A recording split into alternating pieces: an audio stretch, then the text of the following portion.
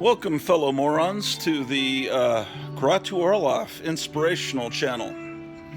It's once again the Gratu Orloff Show, and it's a wonderful August 27th, 2022.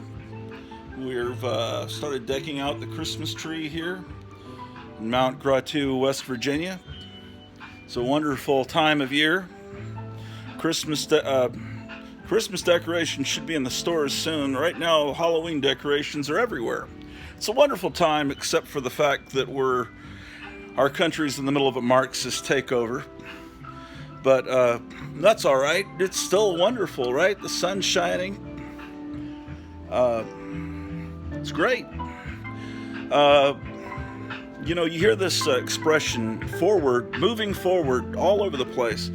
Watching, I hate to admit that I watch CBS Big Brother, but in my defense, I started watching it when my late mother was alive, and I would watch it with her, in the first season, and she passed away during the second season, and then I just always kind of watched it kind of in her memory ever since, despite it being incredibly moronic and propaganda-filled.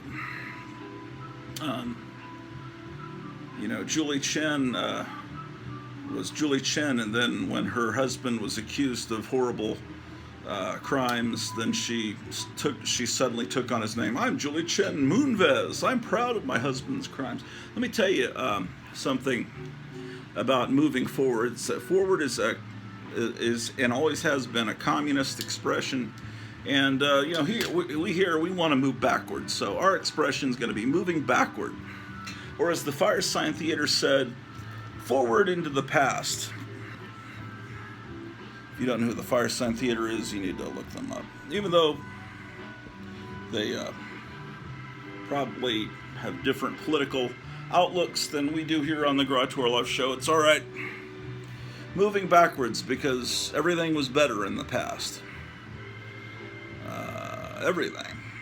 With, what are exceptions? Well, I don't know. There might be, high definition television you could argue that that's better. Other than that, I can't think of anything that's better today than in the past. From the taste of Coke, from the taste of Frankenberry, from comic books, which we're about to look at. Comic books, we were looking at Metal Men last time. Let me get that box.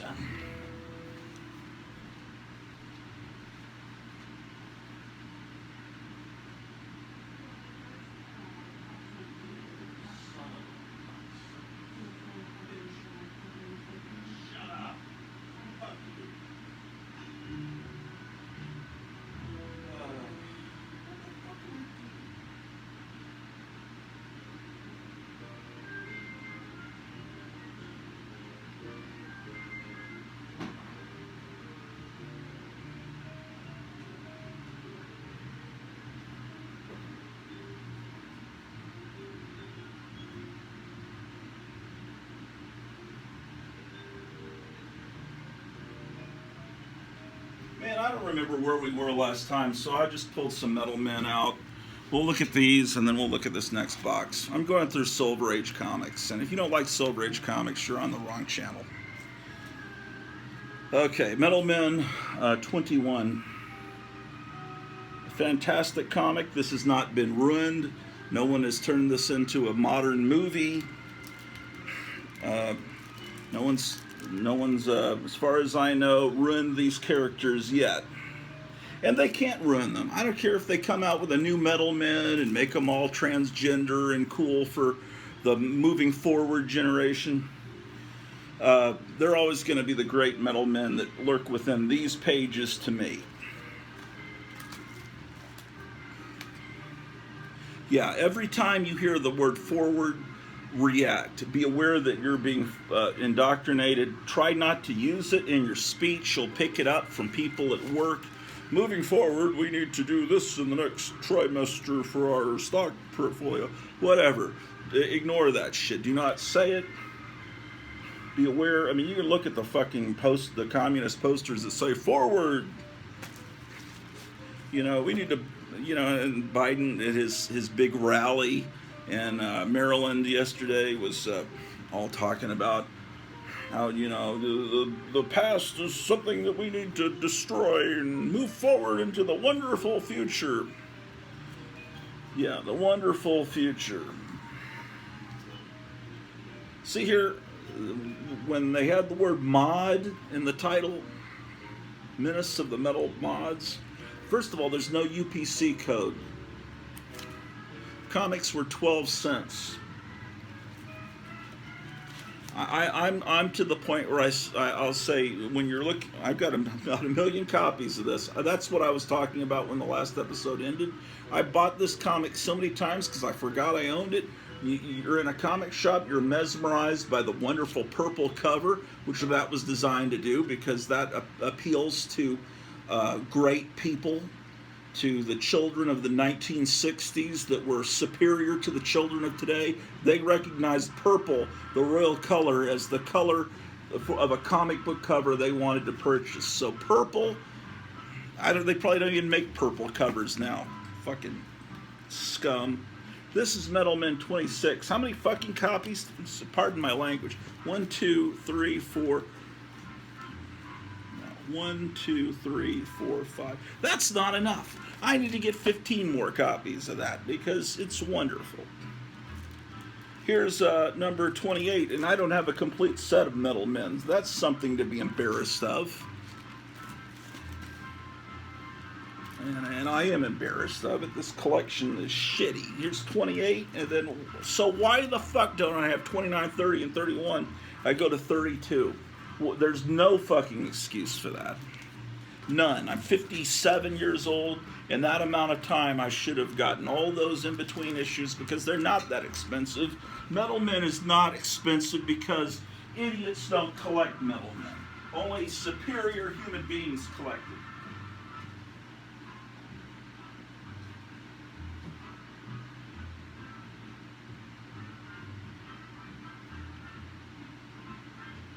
So we're up to the M's, but here's some comics that I need to file into those boxes that you've looked at over the last few episodes, so I'll show them to you really quickly. Here's House of Secrets 72. I won this in a contest from the incredible Night Tiger. So, amazing, huh?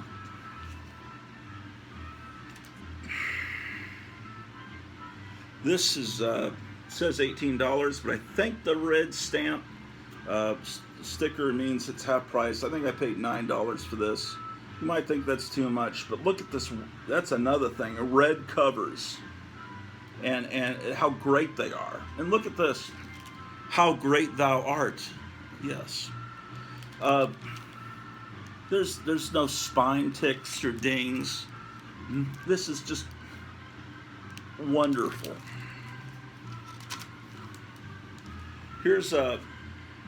I was going to send this off to CGC because CGC has now expressed a preference for comics that are torn and have missing chunks that they said they're going to give them higher ratings. See, this part was torn off by the news dealer because it didn't sell, and then it was either resold for a lesser price, which is not legal really to do, or they gave it to their kids. You know, the guy that ran the Stop and Go just handed it to their kid. You know, they already got their money back for it. The distributors didn't want these books sent back. Most of them didn't.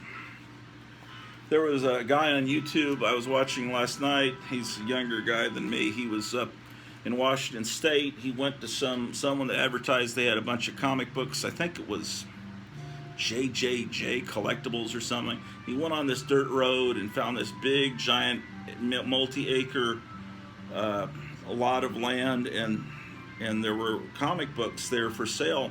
But then the lady said, I've got all these other trailers full of comic books. And he went into these trailers. It was all alphabetized in boxes, bagged and boarded. She said, yeah, we bought out the biggest paper distributor in Washington State a few years back. And they had an entire long box of Shazam #1, like 20 copies of every issue of Shazam. They just had all the comics that I guess didn't sell and they kept them all. And it was, the guy was pulling out Monsters Unleashed, that wonderful issue #2 with Boris Vallejo Frankenstein cover, and he pulled out all these issues of Ghost, the DC Ghost comic, and And of course, he didn't buy any of these because he's more of a millennial, and he was buying the shit with Spider Tom or whatever. What is the fucking character where it's Ben O'Reilly, Ben Riley? It's the Spider, the fake Spider-Man. You know, he's someone that would probably buy a fucking Miles Morales comic or something instead of something like Kid Colt Outlaw 124. Now this one's not in that great a shape, but these are affordable. You can purchase these pretty easy. This Korak 46, first DC issue. Looks like it was sold at one time in England. I assume that's England. Yeah, 7.5 pence. Here's Little Kids number 3, which is Marvel reprinting some of their kid Dennis the Menace kind of knockoffs in the early 70s. Let's open it up and look at it.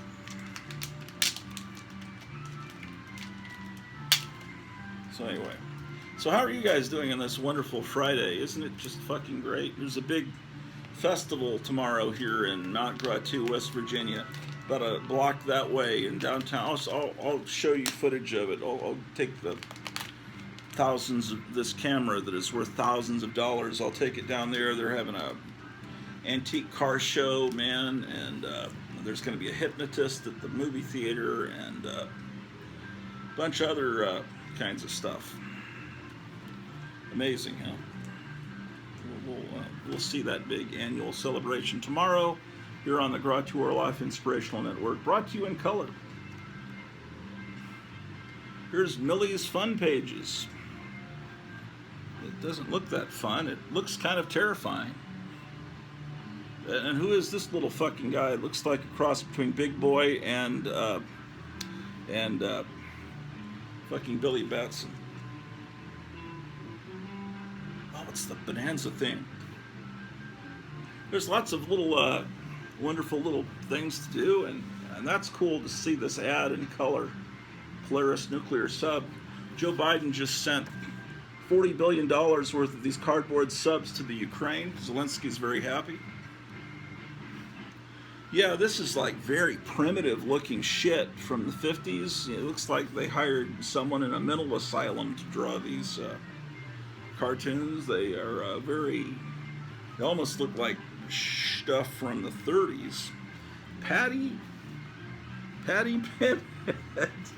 This might have been what the Ramones read that worked them. And oh, it's Little Willie. I thought it said Millie. No, see, it's the same font as Millie the Model. So he's Little Willie. Yeah, the cover makes you think you're getting something vaguely like Little Archie, but the insides show that you're getting something that would have been primitive even by your grandfather's standards. But it's wonderful. There's another comic called Little Pals that came out around this same time. And that was a Funny Animal reprint comic. So that's Little Kids. Okay, I showed you this stuff. Now we can continue with Metal Men in this next box.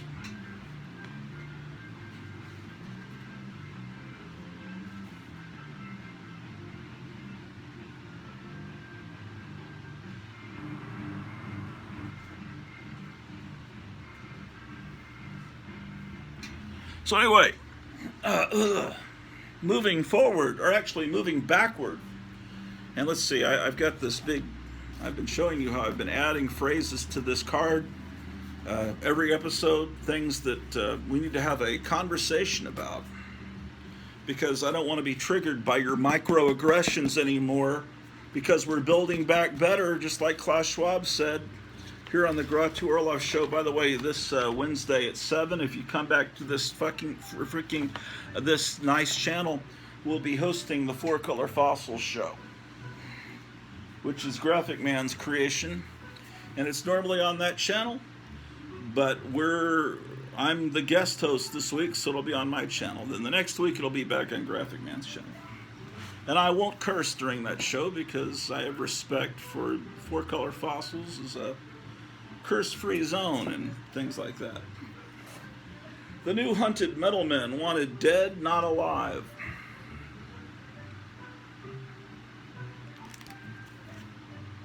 How about that? This is when DC entered their kind of darker period. They were trying to break free from the camp associated with the 66 or 68 TV show. That show went off the air in 68, so DC's trying to become a little bit darker looking so people won't think of it as the campy ABC TV show anymore. Well, that's the last Metalman I have, 36. I don't know if it's the last issue. I'm sure Dr. Silver Age, if he's watching, will let me know if that's the last issue. But it's the last one I have. I've got some 70s Metalmen when they revived it.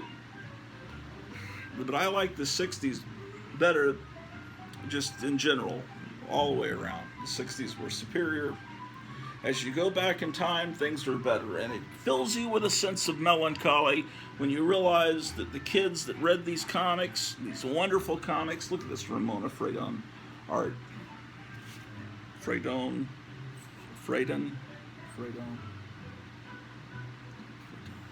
I guess it'd be Fredon. It sounds like Ramona Fredon sounds like a Spanish name. I'll look her up. I should know more about her. Like Marie Severin is one of my favorite artists, female artists, period. But I know a lot more about Marie Severin than I do about her.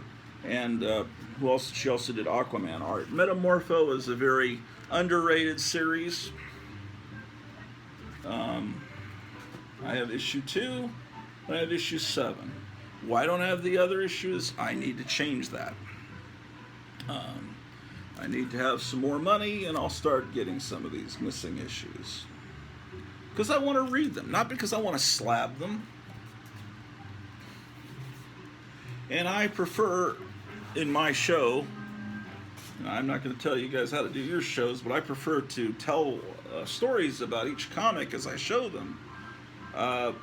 And with these, these are from before my time. These came out when my brothers were kids. My brothers were both 10 years older than me. They were born in the early to mid 50s, and I came along in the mid 60s, and so, I was kind of an unplanned 10 years later baby, and, they'd been buying comics for years and were kind of outgrowing them by the time I came around. Of course, I never outgrew them. They outgrew me. They got too adult and transgender and woke and whatever the fuck they are now. I'm not going to buy a fucking comic of Robin with his legs spread on the cover, and it's apparently he's in a boxing ring, but it looks like a cover from a Playgirl, or Superman kissing his little friend. Oh, but he's not really Superman. It's Superman's son. Well, yeah, when did Superman have a son? Bullshit. I call bullshit. So I don't buy comics today. I buy old comics. I don't even buy I don't buy anything now. I can't afford to buy shit. I can't even fucking afford to buy anything. Wait, here's Metamorpho number 1. It was out of order. I do have Metamorpho number 1, not the best quality copy, but that's a wonderful, man. That's great, man. Here's a Mighty Marvel Western number 2. Yeah, that's a pretty good cover. Look at that red background.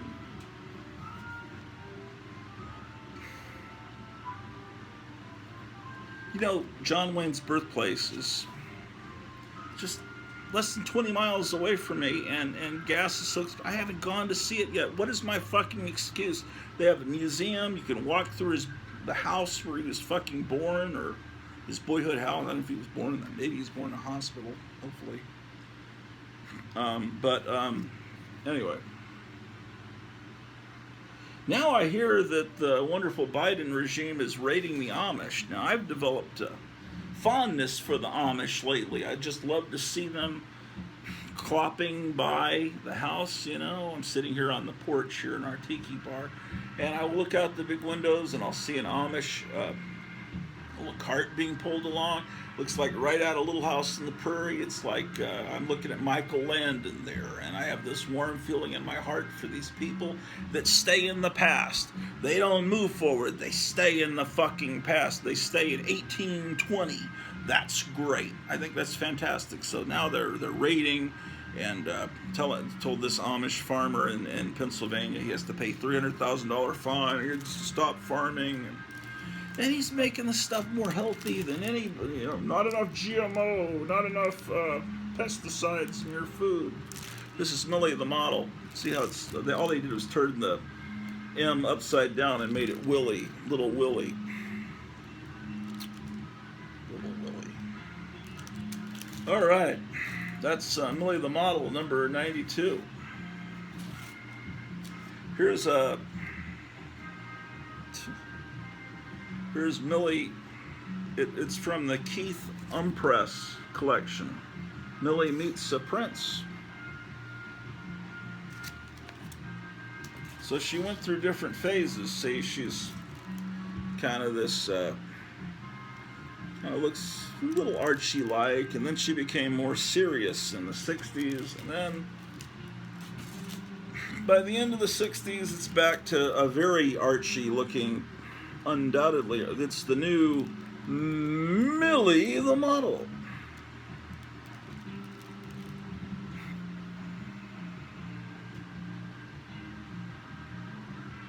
Okay, but my arm is all healed now. And she says, keep the cast on, keep the cast. Everyone's buying record albums because they're buying them from her. Oh, because she is not pretty. But for a record store, she would be considered a pretty girl. I think if that was a comic book store, this would be a Raquel Welch, and the guys would be clamoring to buy comics from her. Trust me.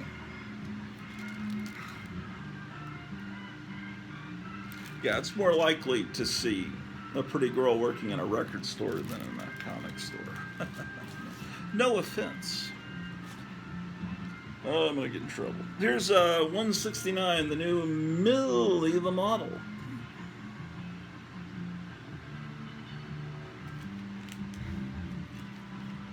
When girls do work in a comic shop, they tend to be Velma types or Death types. The way Death was in the comic book, not in the TV show.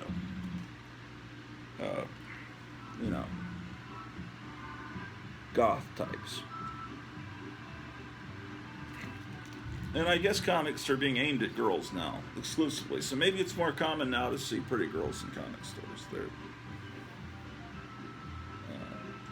Q-Ted. Coltex. It looks like it says Coltex. Or I don't know what they're trying to write here. But it's 174.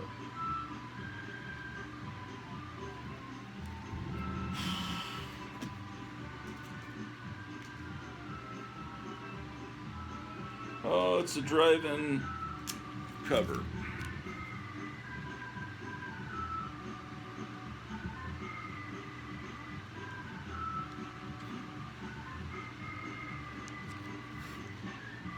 So, you got Millie, and you got your characters. I guess he's kind of like a Reggie, but maybe he's an Archie type too.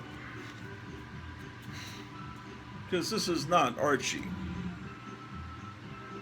How come you only play the records we don't like? It wears them out faster. This is what I was talking about the other night on Four Color Fossils, how girls tend to treat their records. It's about the way girls treat their comic books. Which is why comics that are aimed at girls tend to not be in mint condition, and records, you're not going to find a lot of mint condition copies of albums by the Monkees or Herman's Hermits. Most of them are going to be scratched all to hell because girls had a tendency to just throw the records down on the floor, more so than guys. Guys tend to be more collector types and keep things in bags and perfectly alphabetized and all that. Ooh. That almost looks Marie Severin-like. Marie Severin, one of my favorite artists. I could be wrong, but there's something Marie Severin-like about this art. Marie Severin, possibly, well, one of my favorite artists of all time. We'll be talking about her in a minute. The 21st, I believe, of August was her birthday a few days ago. And the 29th, which is in a few days, is the anniversary of a couple of years ago when she passed away. This is the new Millie the Model, number 7. Look at that.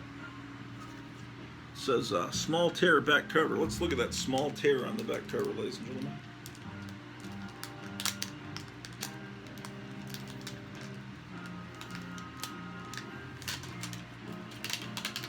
This is a purchase from the great Duncanville Books store. Will I ever go to that store again in my life? It's 10 hours away now. Since I moved, it's one of those things I miss.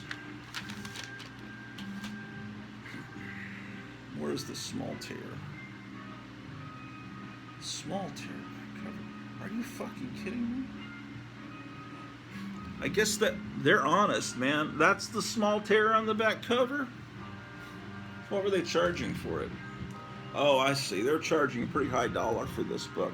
So they had to be honest and let you know there was a tear, but shit, this still looks like this is a pretty good copy. Yeah, wonderful artwork. Damn, I love this shit so much. I can't tell you how much I hate 2022. I can only hope that the next election, in just a couple months from now, that the Democrats take a trouncing.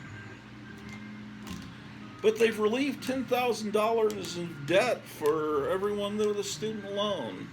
Now, I could be wrong, but someone was saying that they're going to have to report $10,000 as income and be taxed on that. I could be wrong on that. Because there are people that there were rumors that you're going to be taxed on that stimulus check that you got during the pandemic, and that wasn't true. So I may be wrong on that, but still, there's no, the money is still owed. It's just now it's going to be paid by people that never went to college, like Amish farmers, or who still, they're not part of society, but they pay their taxes. They're going to pay for someone to have a degree in underwater basket weaving or advanced pronouns or something. Oh, this is beat up. Mr. Miracle number 5. Frankenstein.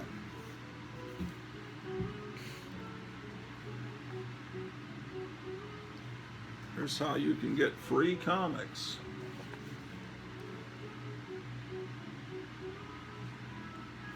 There's the monster ghost that obeys your commands. Imagine if they would really, you'd open up the box and a real spirit would come out and you could command that ghost to do anything. They should have sold like real free, $1, get a genie, and it would be like a blonde genie like Barbara Eden. This shit. Previous owner folded, dog-eared a couple of pages here. I always liked this character, this Big Barda character. I would have given her a better name than that, but Jack Kirby is a much better artist than he is. Ugh. There's a horrible brown stain. I don't want to know what that is. And a tear on the cover. This is not a pristine mint comic. Number 5. And the cover's detached too. How about that? Here's number 6. Much better cover.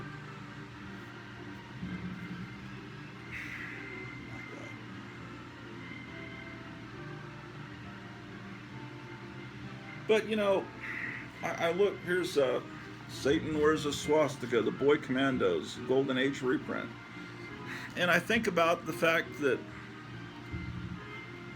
World War II. Let's see, 45. Okay, so we're talking about over almost 80 years ago, World War II ended.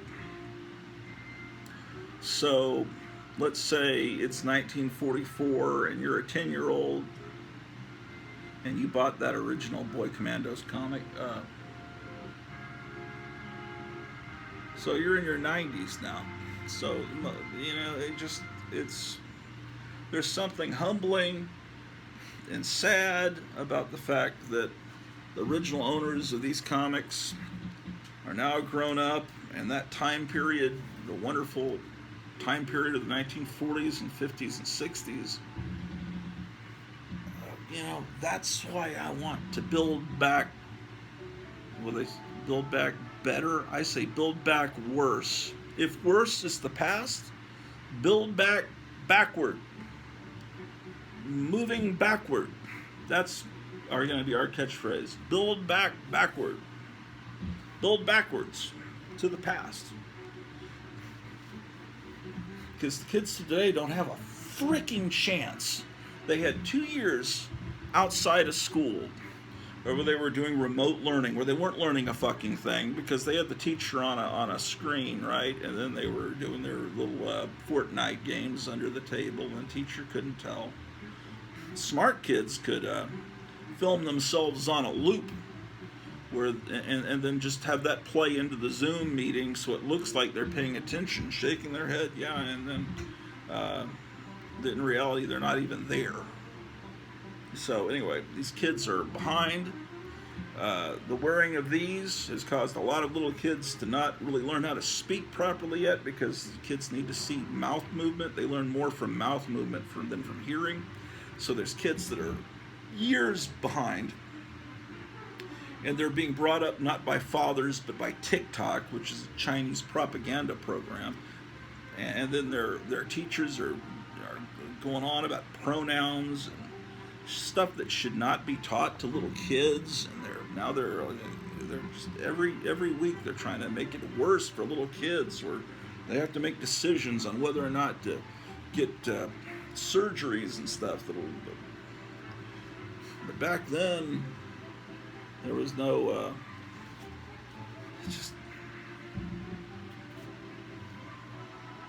but I think things are, the pendulum has swung so far this way, it's about to swing back real quick.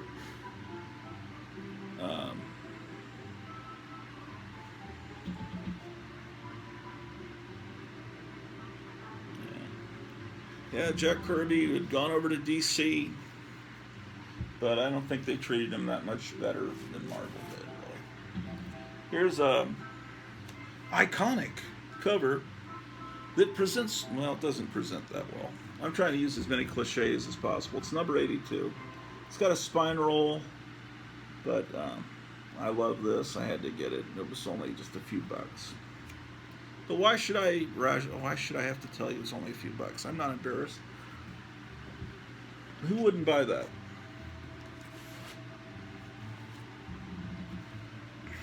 Golly, man. Mystery in Space 90.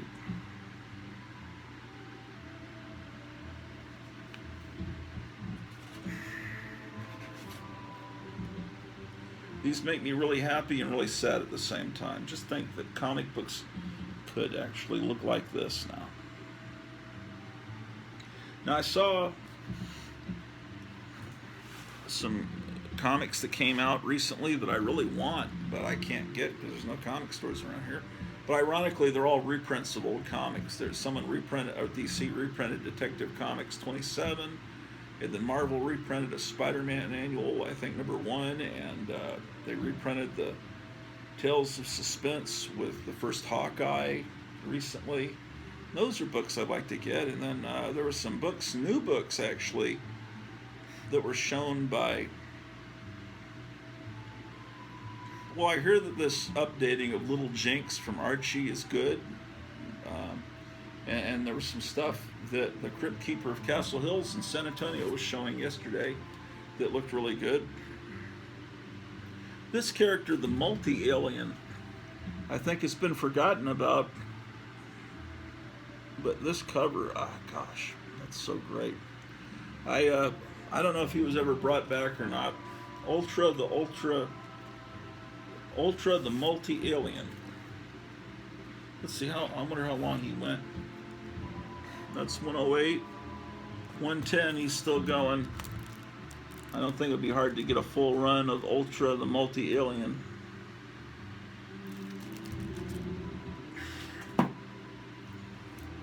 Here's when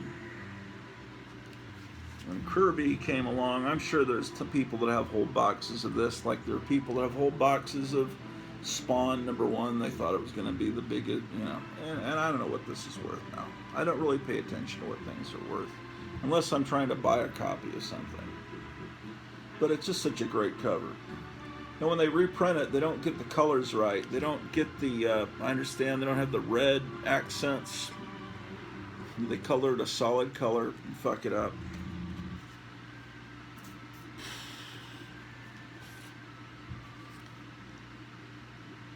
Number 6, New Gods.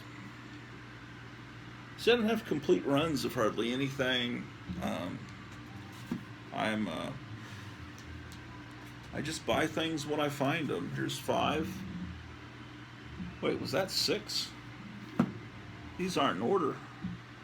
That's terrible. Okay, let's get these in order. We're going to build back better. Here's number 9. Yeah, these covers are pretty damn spectacular. Here's Nick Fury, Agent of S.H.I.E.L.D. I wish I had more of these. It's Steranko cover number 5. It's slightly LSD influenced cover. 5. And number 6 is really a great one. Jim Steranko channeling Wally Wood. That reminds me of what we were just looking at.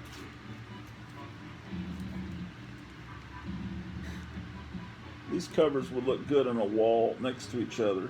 Or would they look better where they're coming towards each other? Which way do you think? Someday I'll have a comic wall. Probably not, but someday. That's someday.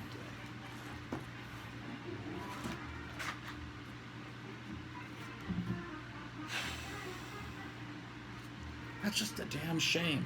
There's no artist like that today.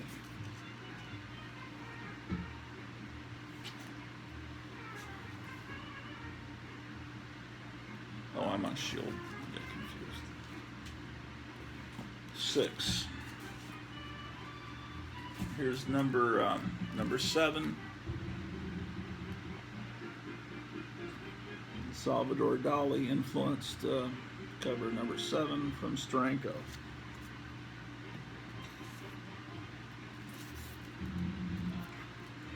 When you just see it like this, you think, oh no, was there some tape pulls? But no, it's there are rockets being launched. There's Nick Fury and Klaus Schwab in his World Economic Forum hood.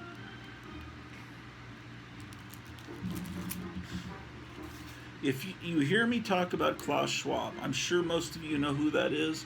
If you think I'm making this name up, you need to look up Klaus Schwab. I'm telling you, look him up on YouTube. It's like a real-life Ernst Stavro Blofeld. Spectre is real. It's called the World Economic Forum, and they're running everything right now. Biden was... there's a speech where Biden's talking. You can see it on YouTube, where Klaus Schwab is introducing Biden years back, saying he's one of my best pupils. He would stay till midnight every night, and they want to reduce the Earth's population. It's just like a Spectre plot. Except where is James Bond to come and rescue us? Here's a Christmas cover, 10. There's Klaus Schwab.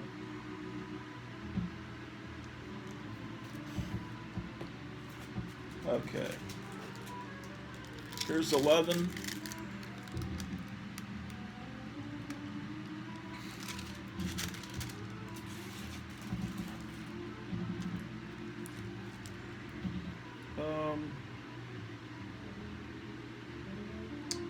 Okay.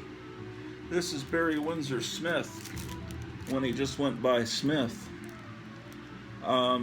It's obviously an attempt to look like Jim Steranko, which is kind of like Jack Kirby was slipped some LSD.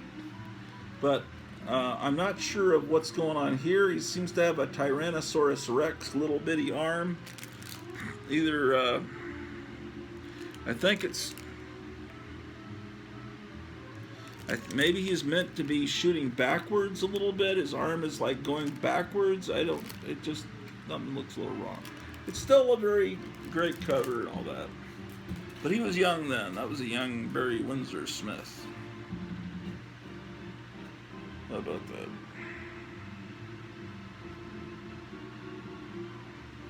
Here's number 14.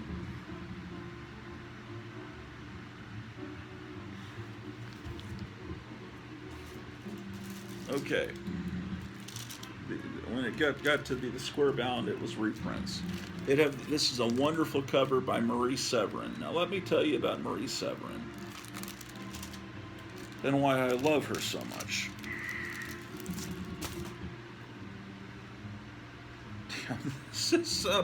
This looks like it came off the newsstand yesterday.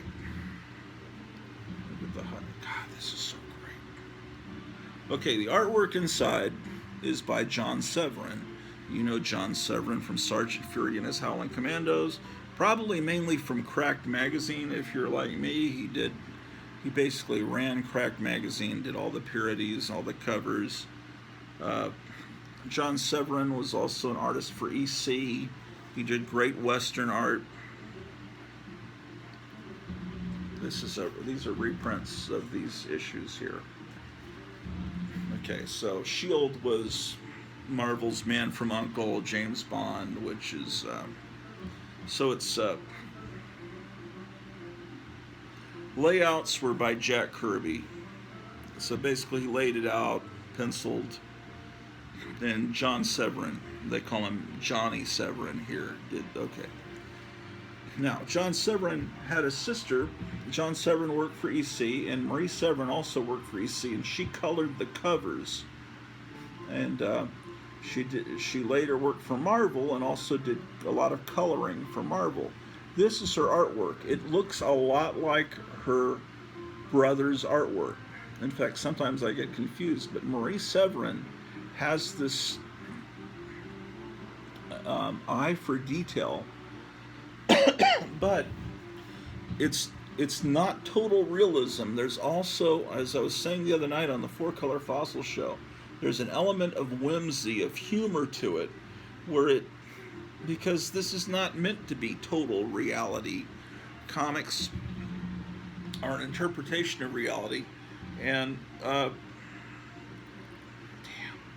look at the detail on the street scene.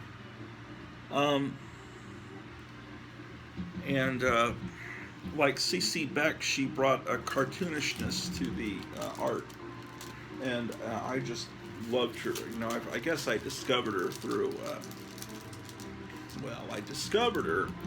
a kid bringing a comic book called Crazy to school in 3rd, maybe 4th grade. And Crazy was a 20-cent comic book from just a few years before, and I fell in love with it. It was an issue that had a parody of the Fantastic Four and a parody of Superman, of their origins. And I didn't know then, but I found out soon, very soon, because I think it tells you in the comic that it was reprinted from a comic called Not Brand Echh. Now, see, I'm born in 65, so I was too young for Not Brand Echh. But this Crazy comic, I had missed that. I never even saw it on the stand. So I traded my friend for it was probably the worst condition comic I've ever owned, until I could find a better copy of that Crazy and the original Not Brand Echh a few years later when Lone Star Comics opened. But that was in San Antonio. I traded my friend Mark for that book. And Marie Severin did the art in that book. And I'll show it to you in a moment because we're almost up to not Brand Echh. We're in the ends. This is also Marie Severin art, I believe. I could be wrong, but I think that's Marie Severin art. 17. So at this point, they're reprinting the old Shield stories. This is definitely Marie Severin art.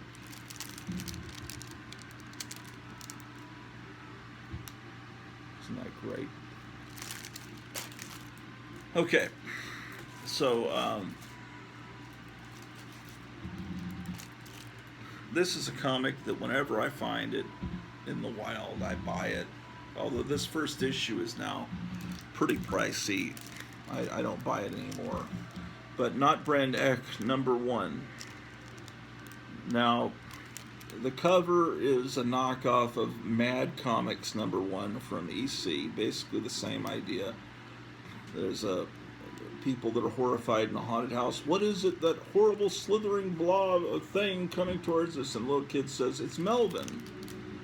And they're all terrified. It's absurd, it's insane. And the silver burper says, it's Forbish Man. So this cover is by Jack Kirby. But it might have had Marie Severin inks, I don't know. So this was Marvel's humor magazine, and it was done in the style of the early Mad from EC. Marvel at that time referred to their competition, DC, as Brand Echh. Echh is the sound effect that was often used in Mad magazine. It's supposed to be the sound of someone retching or vomiting. Echh, echh, you know. At the time, in the 60s, they had commercials on television for laundry detergent, whatever, and they'd have one picture of a sink. This is Brand Echh soaking your dishwashing and your dishes, and this is Palmolive, and look how much cleaner your dishes come out with Palmolive than Brand Echh, because we don't want to mention their name. They'll be Brand Echh, like, algebra. Because we don't give them free publicity, so it's Brand Echh. Brand Echh was used a lot on TV, so kids then knew what Brand Echh meant, so DC was called Brand Echh. So this was called Not Brand Echh. In other words, we're not DC, we're not Charlton, we're not the enemy, we're Marvel. And so it was really a parody, mostly of Marvel. They were doing parodies of themselves. I'm showing you multiple copies of this. I've got 3 copies of this. So that's, and they've reprinted this in Marvel Masterworks, but I think that's that's out of print. Second issue, that is Marie Severin art. So you've got Spidey Man, and you've got Nat Man and Rotten. So, and you also have the Thunder Agents are parodied in here, as well as Nick Fury. So they're the Blunder Agents instead of the Thunder Agents. So there's a Batman parody, and Spider-Man has Aunt May on his chest. And I like how she would make it look like he's smiling with the webbing. So that's issue 2.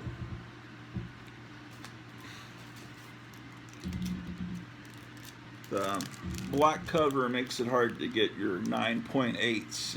It's always going to have a little, usually.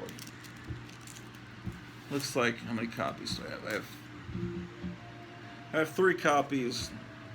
None of them are probably better than good condition. This is something I have the complete run of. That was 2. This is 3.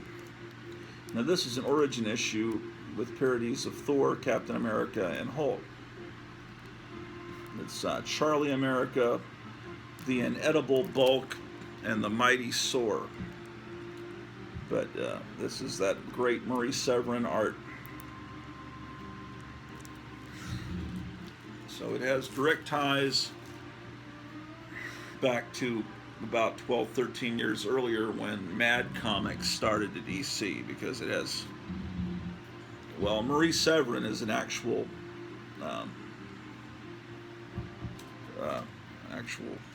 legacy artist from I've got 1,000,000 copies of this issue.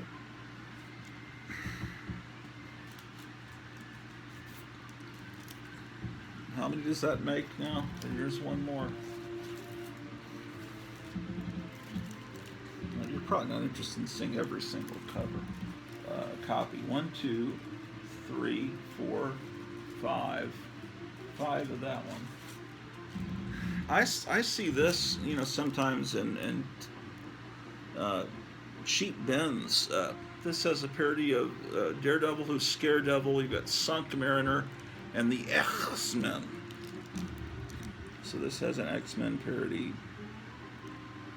It's far superior to, in the 90s, they tried to bring this back and they called it What the? But it's not as good. So this is the bad guys win issue.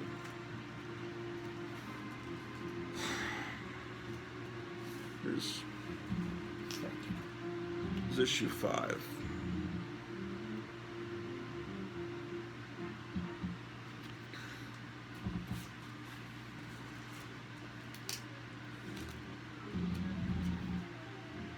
This is the Big Peace and Quiet issue.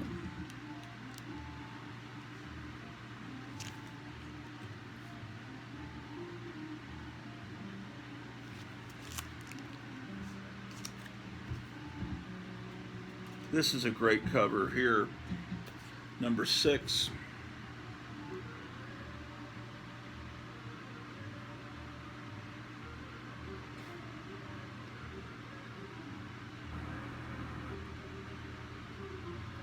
This is fantastic.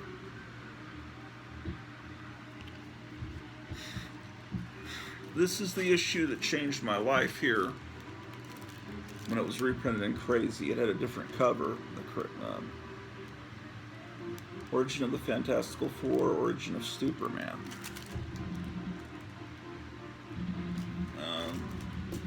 Let's see how many I have of this. I'll pull out the one that's in worst condition and we'll look at the interior.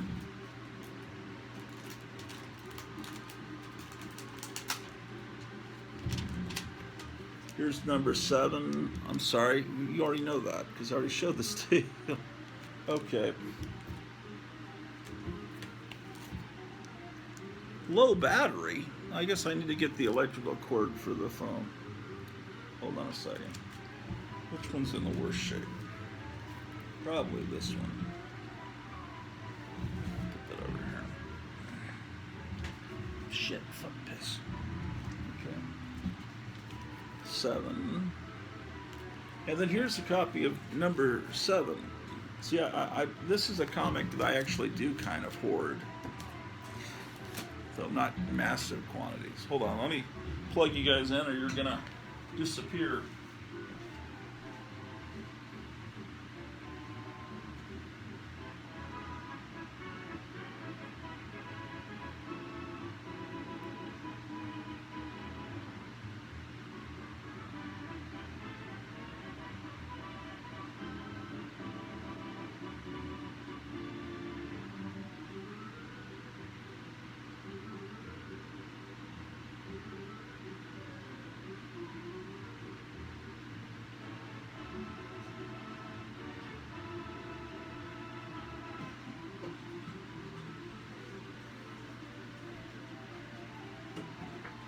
So how are you guys doing today? You doing great?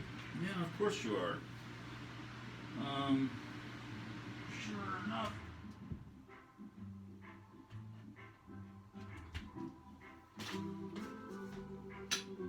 Did I mention that everything's going great nowadays? That Joe Biden's a great president? It's really wonderful times. A wonderful time. Oh, Gavin McInnes, I think he got arrested right in the middle of his podcast. It was just like the Gestapo came in. That was something else.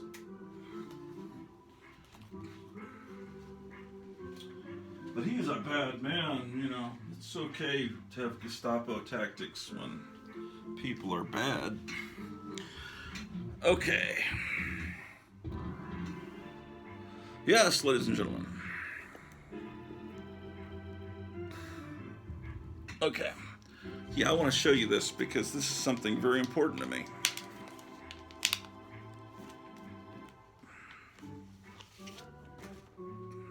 Okay.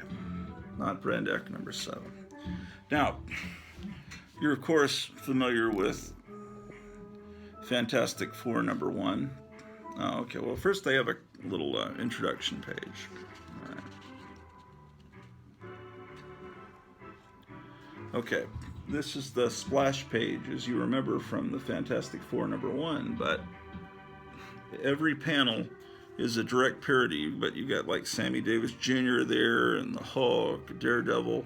They even have Hitler there. You see that? There's Sean Connery. I think his birthday was yesterday. Sean Connery. He's been gone 2 years. But this artwork, the way that she's drawn is so gorgeous. You've got Ronald Reagan and Richard Nixon there.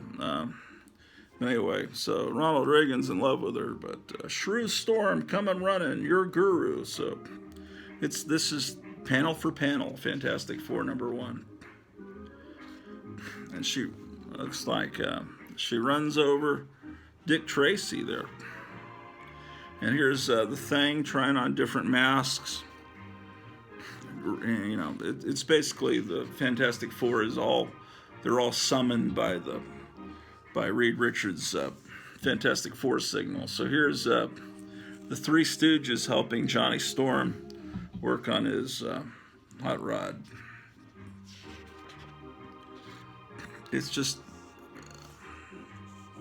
There's Jerry Lewis. Everything is so wonderful in this comic, and it's, to a large degree, Marie Severin's wonderful art. So it goes through the whole origin story.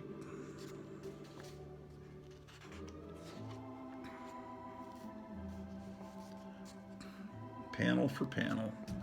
So they give Jack Kirby credit, as I recall.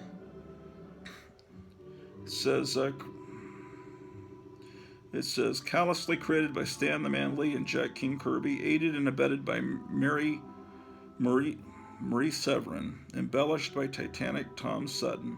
Okay, so Tom Sutton must have inked it, but it's you're combining Marie Severin with Jack Kirby to create something that's so out of this world. There you can get the shirts, and Frank Zappa advertised in Marvel that month. Here is Roy Thomas and Marie Severin did this together, and it's the origin of Superman, but it's Superman. And what their theme here in this, it's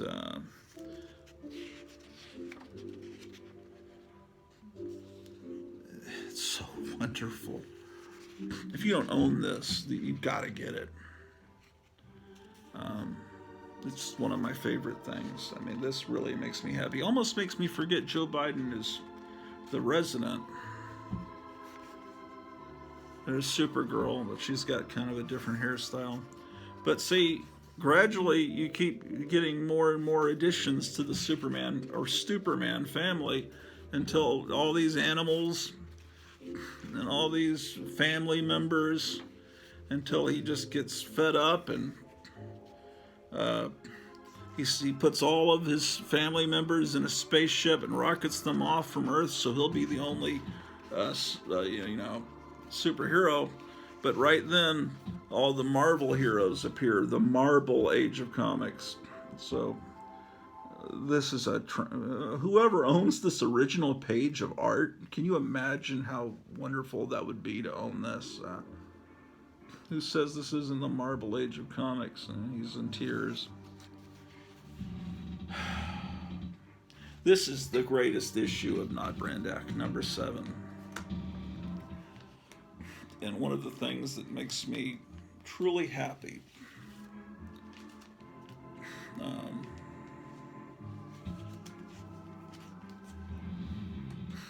Let's see. Here's number 8.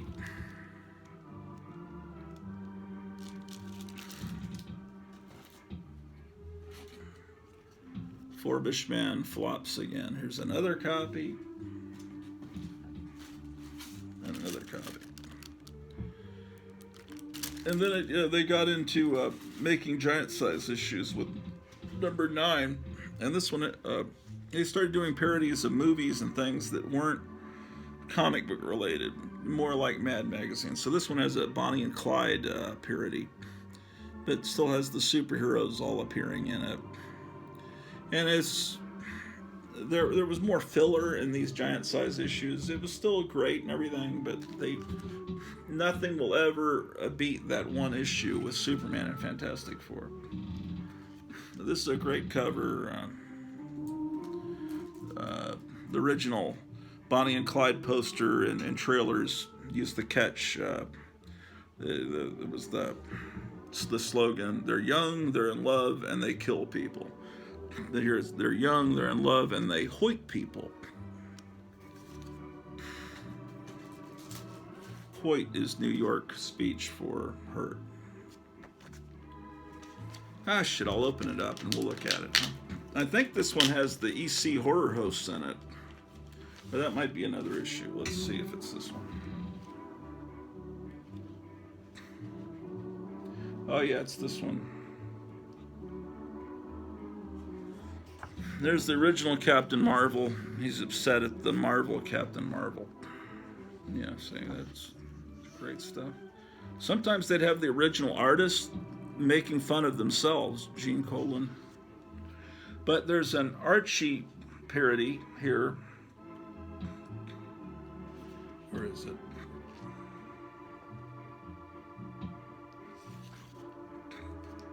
Yeah, see, this is the Bonnie and Clyde parody. Has the superheroes appear in it. So it's not strictly and even the Beatles appear in it. There's a great ad for that fantastic issue, which I think I showed you last time. Arch and the Teenstalk. All right, so there's Archie stabbing a copy of Millie the Model.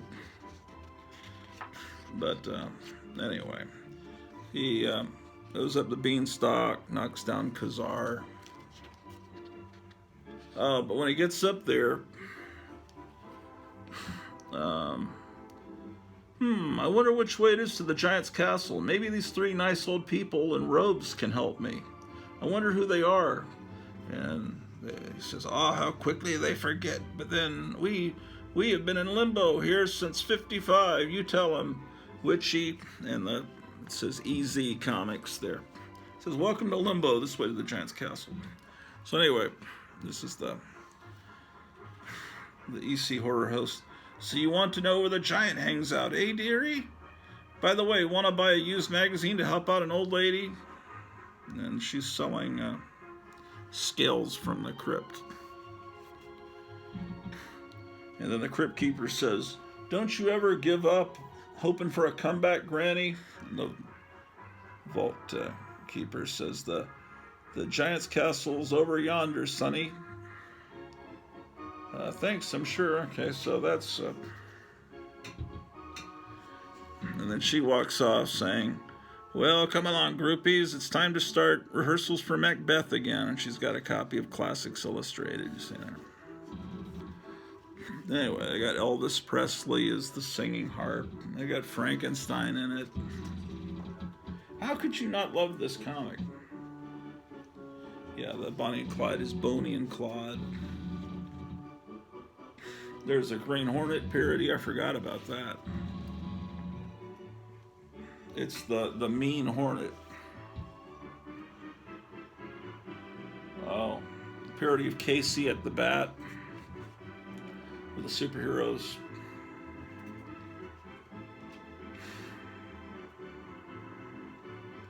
And this is the battle between the inedible bulk and Prince No More, the Sunk Mariner.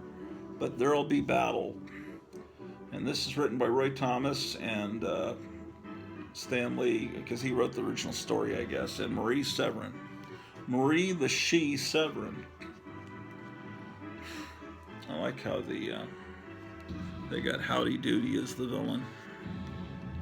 So yes, this is a great comic book, ladies and gentlemen. Not Brand Echh #9. Every issue is great. And I assume they're affordable. See how many copies I have of this.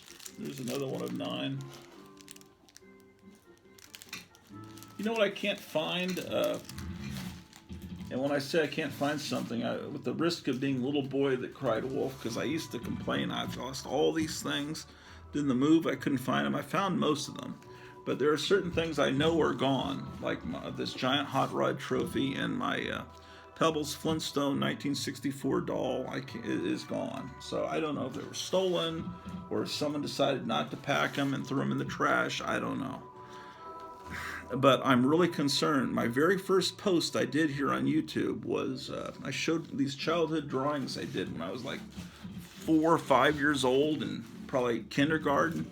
And I cannot find those unless they're still in the garage. I've got this is a reprint issue. But it's a great introduction to, and it's got a fantastic cover. Look at that Marie Severin art. That's great. So I've got to find that. It's driving me crazy. But if they're lost, at least I filmed every single piece of that art and put it on YouTube, so at least I'll have that representation. It's hell moving, man. When you got this much stuff, you get paranoid and you think things are lost. And now, you know, it's like my wife doesn't believe me. She says, oh, you'll find it just like you found all that other stuff. And I says, well, I haven't found all this stuff. There is stuff that's missing and stuff that's been wrecked and ruined. And another thing is I know that that fucking graphic novel that Kirby and Stan Lee did of the Silver Surfer, it was like the first graphic novel I think ever done. I can't find that. I know I have that. So where the fuck is it? I don't know. It's one of those things, man.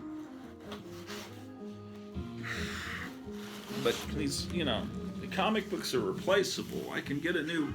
Although I looked on eBay, I can't find that Pebbles doll with the same outfit. And then you got girls that have cut the hair on the thing. Mine was, the hair was, it might have been cut, but it was perfect and had the bone through the hair. That bone through the hair is great. All women should wear bones through their hair. If I was president, I would make that a mandate. These stupid presidents and their mandates, I would mandate things, man.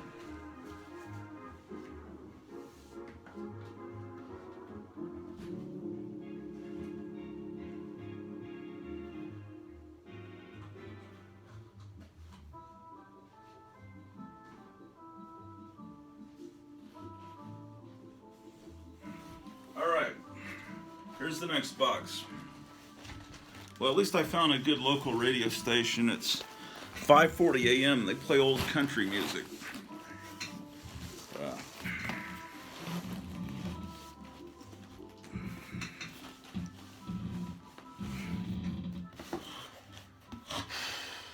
Okay.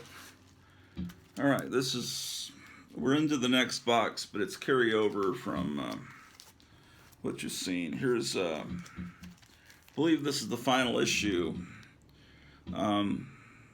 There was, Frankenstein sold comics back then. Frankenstein, people don't realize that Frankenstein in the early 60s was huge. On the cover of a monster magazine or a comic book, there were rock and roll songs about Frankenstein. That was one of the most popular Halloween costumes, Frankenstein's monster. It's almost like, you know, when the Beatles came along, they kind of displaced. There was someone put out a song when Frankenstein joined the Beatles because he was so big, and then when was that I forget who recorded that song. It was terrible, but it just, Frankenstein was really big. So if you bring in Frankenstein, that means you're desperate. You're trying to sell it, like they would do with Bob Hope, comics. They have the monsters on the cover, open, and those were wonderful comics. But they were trying to sell Bob Hope to the younger baby boomers, and he was not their generation comedian. Okay, this is the last issue actually with these stamps, much like Mad Magazine would do in their specials.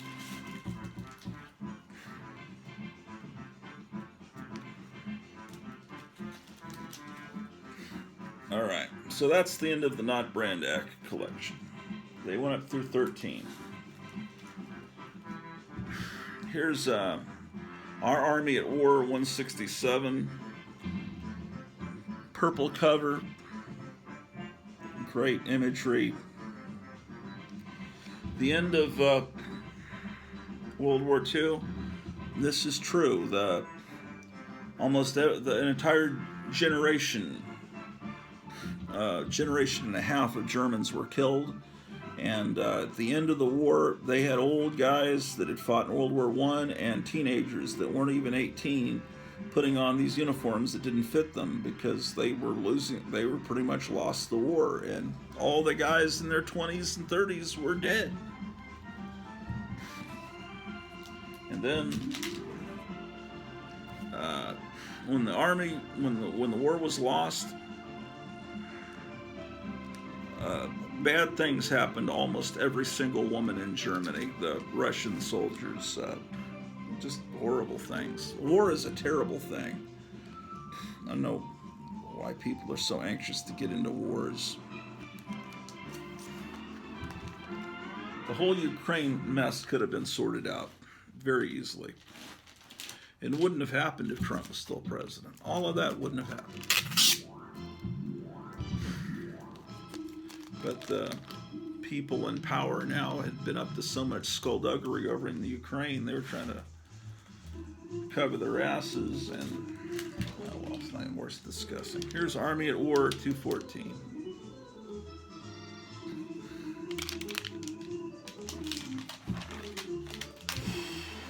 Beautiful cover. Our Fighting Forces number 87. Looks like I paid $3 for this. Sarge, Pooch, dive. This buzzard's not stopping.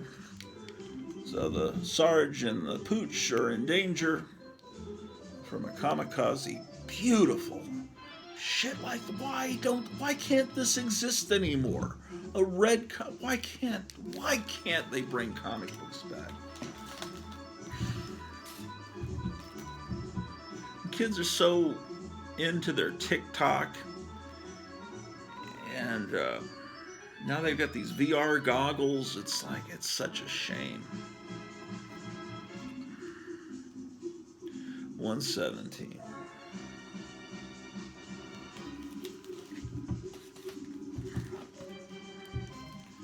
Here's Our Love Story number 10. I think I got this for half price. It's marked 15.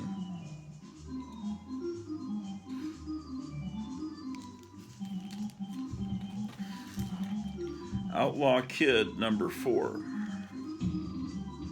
Beautiful. Look at the background color. Look how it fades up. Have you ever seen a sunset like that at night? Usually it happens around in September or October. You go to see a high school, middle school football game, you'll see that kind of sky in the background. It's so wonderful, man.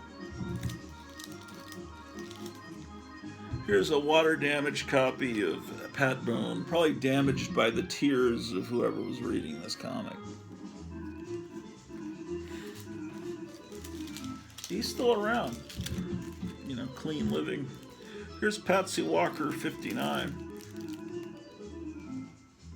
She was later retconned into being a superhero, which I guess is creative. Patsy Walker, 84.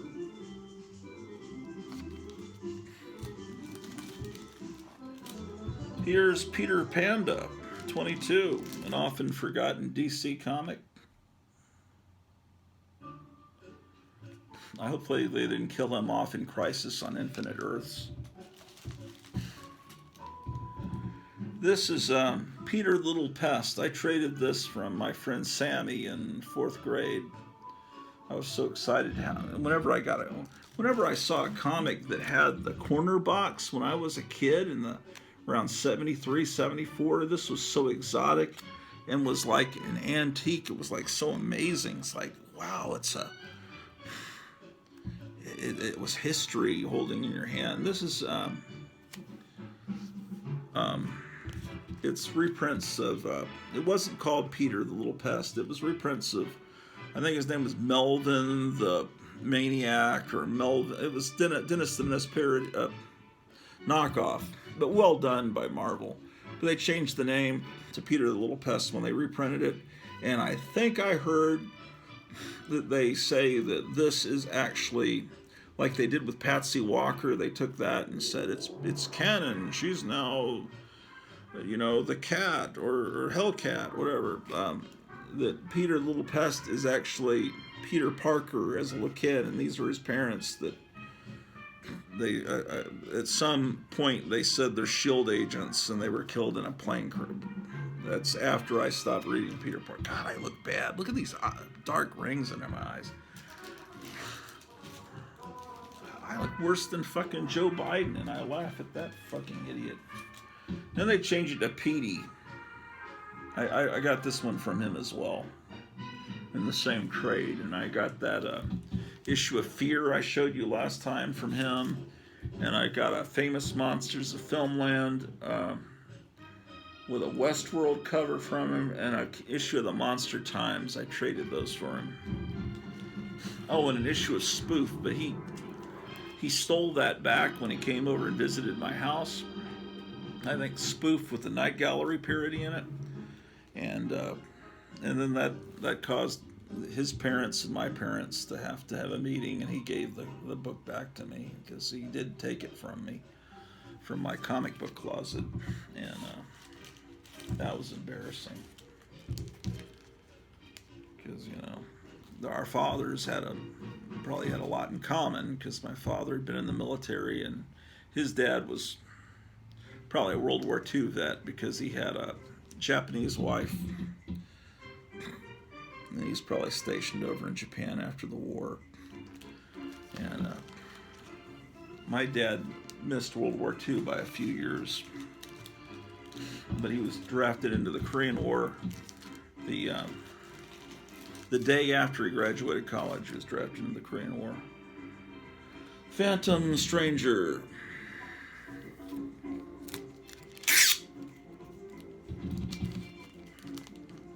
So it's a wonderful day, isn't it? Aren't you having a great time?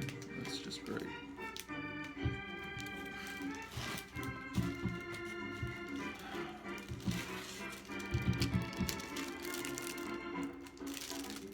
Here's Plastic Man, number 6.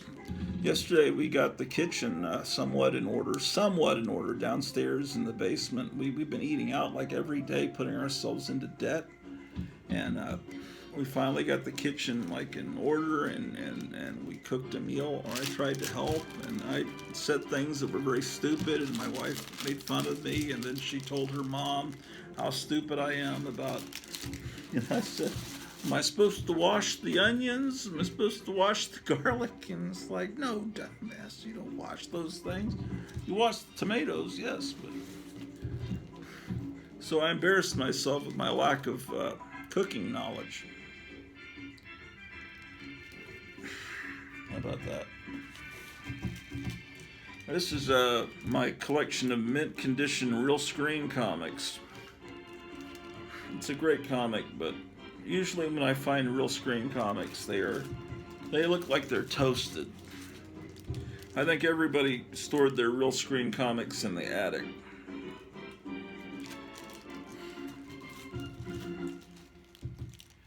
But it's, the Fox and the Crow. DC funny animal stuff.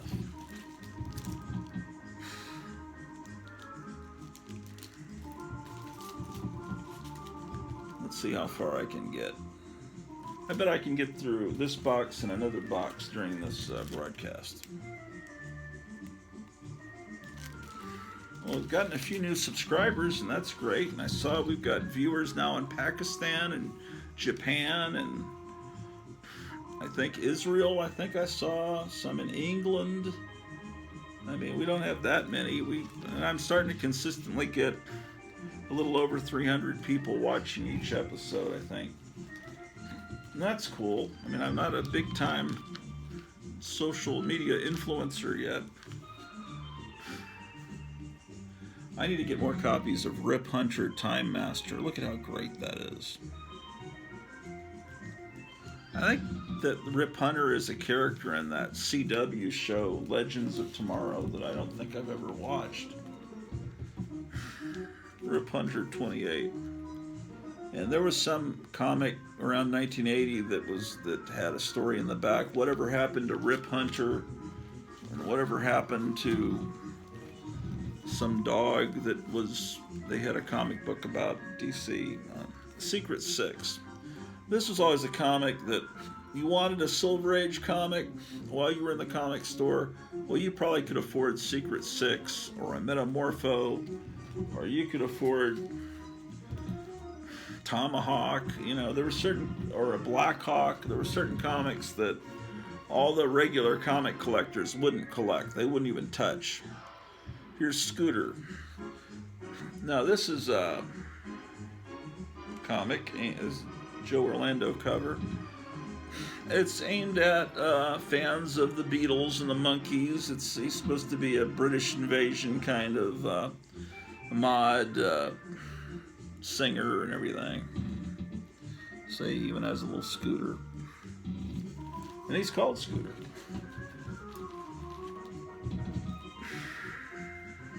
So they even have monsters in it. If the comic doesn't sell, put monsters in it. That'll always sell it. I wish I had a complete set of this too. Yeah. These look like looks like people who would vote for Joe Biden, especially that redhead there. Women with tattoos. Now that's very common, but back in the 60s that was very uncommon. Like shockingly uncommon. Okay, so then they Swing with Scooter turns into, by 17 it's an actual 100% Archie knockoff. Like someone that's not real bright would think this is an Archie from Archie Comics.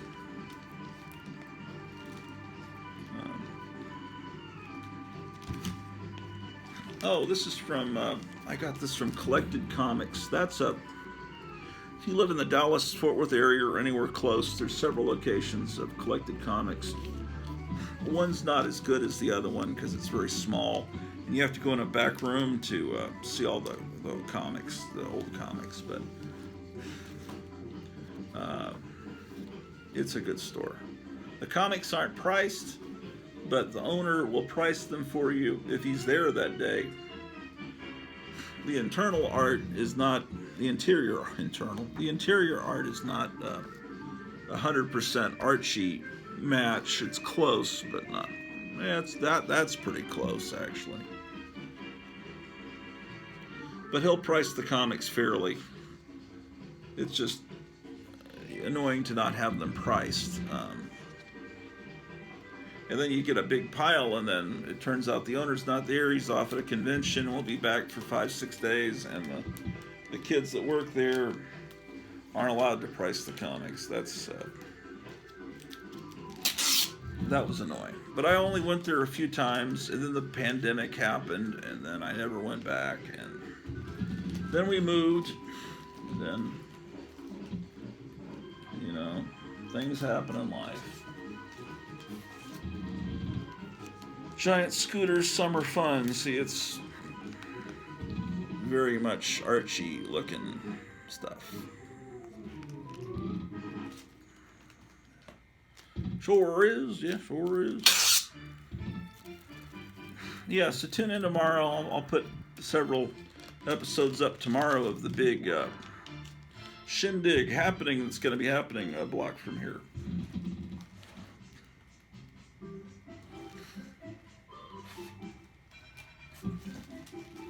Okay, here's another comic you could always afford to buy back in the late 70s, early 80s, Sea Devils. Now, these covers on Sea Devils were so beautiful with the way they were done. There was a wash style to the art. Russ Heath, I believe, was the artist. They were so gorgeous. I need to get more of these. Here's Sea Devils number, I believe that says 18. When you get purple, I've said that a million times. Black ink on purple cover is hard to read. And you're telling me I only have 2 copies of Sea Devils? I thought I had at least a few more. Here's Sergeant Fury and his Howling Commandos, number 3. Earliest issue I have. It was, the Marvel War comic.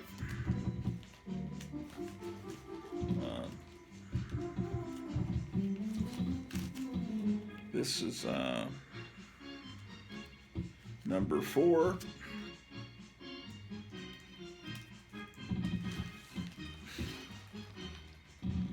These are not good condition copies. Here's number 11. I'm doing these gymnastics, so I'm covering price tags. This one's in great condition. Now, before you ooh and ah too much, this is a reprint. Be careful of this particular issue. If you don't ever buy it at a convention without opening the bag, look at the back cover and make sure it's not like a ad for Zit Cream from the 90s. This was reprinted as part of a package that JCPenney sold of reprint comics, but they had new ads in them. But the cover, it says 12 cents. It's an exact reprint of the original issue, and it looks like an absolute mint condition copy of that comic. They did about 8, 9, 10 maybe reprints in that JCPenney set. So I wish I had an original of that issue, but I do not. Here's 26 with a beautiful floating head cover. Yeah, the Sergeant Fury comics tend to not show up in mint condition so much because they were read by warlike little boys. The origin, this explains that his eye was scratched by the cat of Captain Marvel. Now, the origin of Fury's eye patch. See, and he looks just like Samuel L. Jackson there.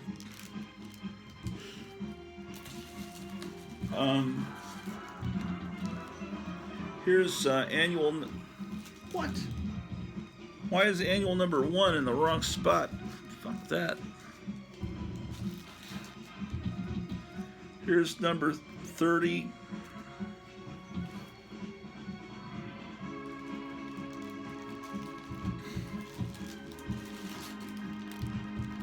This one's in good shape. I bought this way back when in the late 70s, 44.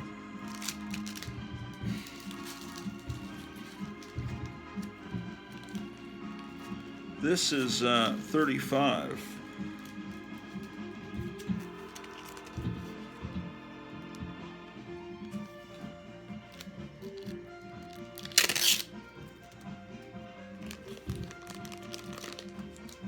Whew.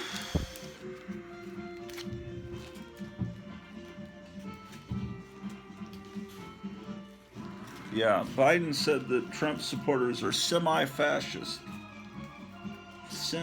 Half-fascist. I don't know what he meant by that. These are out of order, aren't they? 35. They sure are. Yeah, these are out of order. It's a good thing I'm going through them. Here's 38. This is one of the first ones I bought.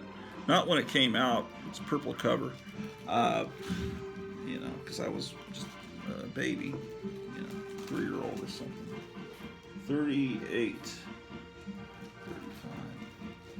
35. Late 70s I bought that at Lone Star Comics. Here's 51.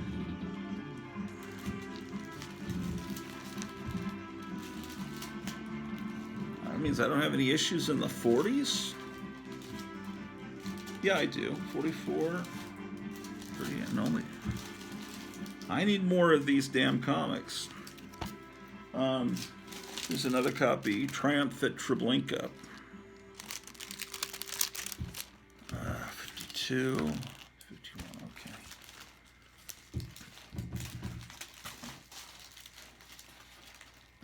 Here's 53.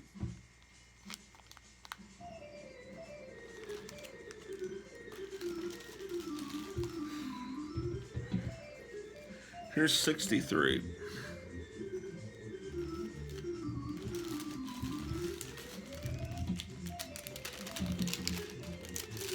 Here's 68.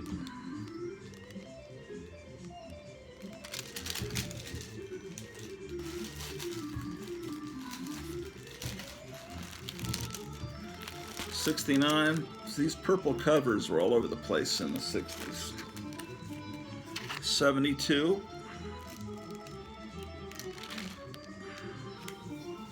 75.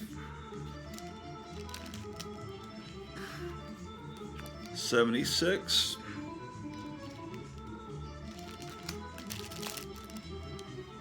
Oh, I go all the way to 83.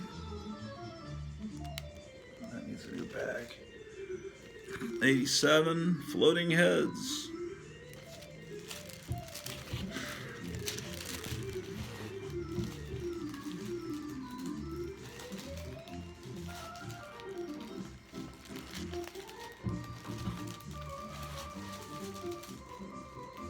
I had a dream several nights ago, sort of like when worlds collide, there was like another planet or something that was going to hit Earth, and it was 100% confirmed that this was going to hit Earth in 2 days, and everything was going to be over. And it seemed like a long, detailed dream, and I remember some of the places I was at in the dream, and the emotions I was feeling, and what I saw happening before me. When I woke up, my mind would not let me remember the things that I saw. The things I remember seeing were so horrible. The people panicking, the violence, the organized, just the carnality, you have 2 days to live, you don't have anything to live for, you might as well do whatever, and it's like everyone was doing whatever the fuck they wanted. And I tried, sometimes if you drift back to sleep, sometimes the dream will come back to you, or you can kind of re-enter into that dream. But no, whatever I saw was so horrible, my mind blocked it. But I remember it was horrible. It was a nightmare, but it was fascinating. And it wasn't like the movie When Worlds Collide. I mean, it was the same idea behind it. But I wonder what that dream meant. I wonder if that means that there's some big catastrophe coming. I don't know. But it was something. 90. I really wished I could have remembered that dream. Okay. All right. So this is where that one goes. Okay, this is King Size Annual number 1. Another purple cover. This is from 1965, the year I was born. And then here's 1966, D-Day. They went everywhere. They were in every battle that happened. And then he got to be in Vietnam too, and probably this guy got everywhere. And then he became a secret agent, And here's 4. At least I've got, looks like a pretty good collection of the annuals.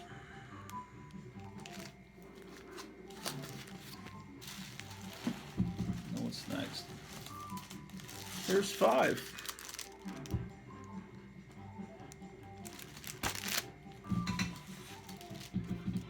Here's 6.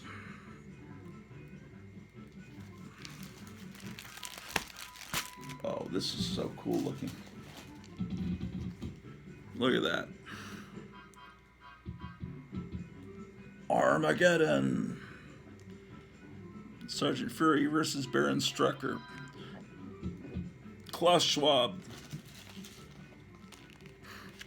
Oh, then out of order, here's another copy of number 3. What time is it, ladies and gentlemen? Is it 5 o'clock yet? Because if it is, my wife and I will get barbecue. Vietnam.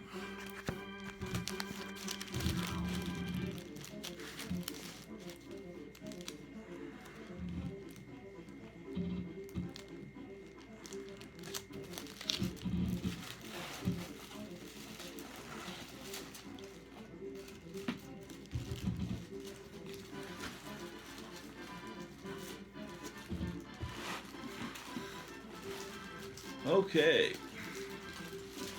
we move on to Showcase. Now I have this fancy. Now this, see this? This is these are the dividers. These are the dividers they used to use at Lone Star Comics, which is now mycomicshop.com. I bet at mycomicshop.com in the warehouses they still use these. Well, Lone Star Comics would sell. They had them in the back issues, but they also made some to sell to the patrons of the store. See, it still has its price tag. They sold it for $1.29. So I bought one for Showcase. So I'm just showing you that. Here's my first issue of Showcase, number 47, Tommy Tomorrow of the Planeteers. See, I'm not a big-time comic collector. I would have more copies of Showcase, for crying out loud. This is weird. It's number 51, I Spy. But it's not related to the TV show. I think it predates the TV show by a couple of years. It's one of those weird mysteries like Space Family Robinson and Lost in Space. It just, and then DC also did an adaptation of Dr. No before the Sean Connery movie came out, and it wasn't made to, it was an adaptation of the book. Here are the Maniacs, Showcase 469 probably. That's a great cover. I love these 60s band covers. I'm going to probably someday have a comic wall, and I'll have a lot of these band covers and these 60s go-go girls dancing, because I already have some picked out from the Harvey comics. God damn, this eye is more closed than the other.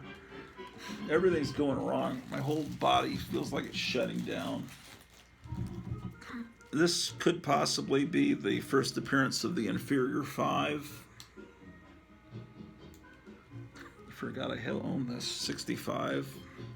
But I don't have the first issue of the Inferior 5, but maybe this is actually their first appearance.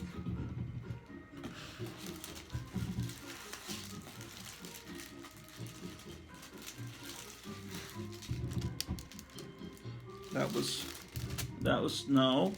This is probably the first appearance. I have these this shit's out of order. This is 62. This looks like it's the first appearance because they're introducing everybody with little boxes. So there's 62. And the one I just showed you was several issues after it.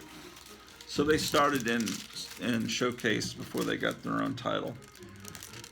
Inferior 5 was kind of like DC's version of Not Brand Echh, a parody kind of comic. This is Showcase number 60 with a Spectre. I think this is might be a pretty big dollar book.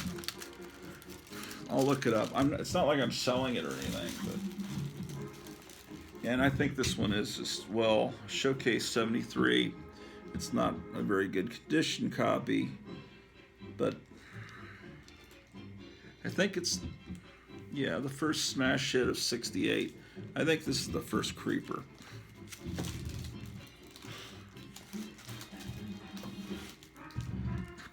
And 91, I remember buying this at Lone Star Comics. This was really cheap because it's not a sought-after title, Manhunter 2070. In fact, I bet a lot of you have never heard of it. This is kind of a trope on, I hate using that word. I've seen it on science fiction covers, pulp covers, where, you know, someone's buried in a rock floating in space. Okay, so that moves us to the Silver Surfer, number 7. I don't have any of the early issues.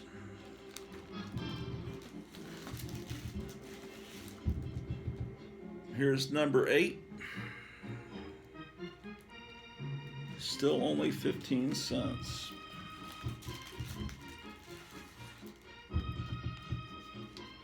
Number 9.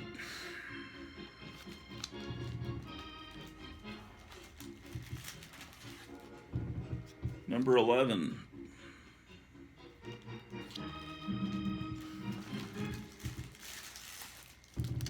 Number 17.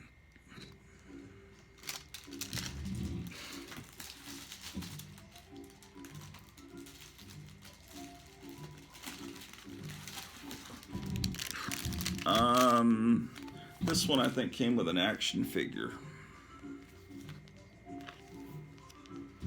Here's a special Marvel edition 2, reprinting Thor stories. Special Marvel edition number 3.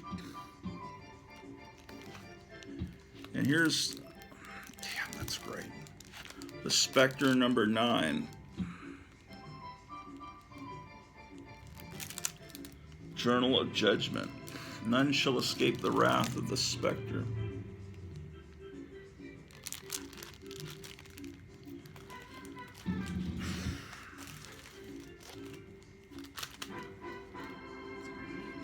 Spectre number 3. Wait. What did I just show you? Number 7? Number 9. Okay, this one comes before that. See, I'm building the collection back better, getting it in alphabetical order. Here's spoof number 1. This is, here's another copy. It's the same. It's Marvel trying to do another humor comic after not Brand Echh didn't last. It's got a parody of Dark Shadows called Darn Shadows, drawn by Marie Severin, written by Roy Thomas. So it's the same basic minds behind this that were behind not Brand Echh. And that's the way it is. Bomb blast muggings. Oh, that's great. Look at this picture here. Damn, I forgot how great this is.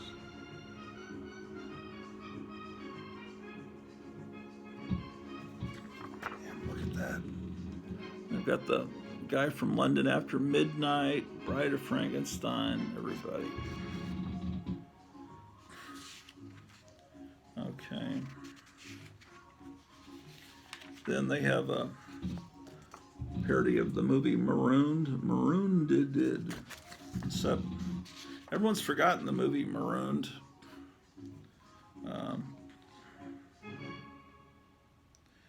This is interesting. Stu Schwartzberg, writer, artist.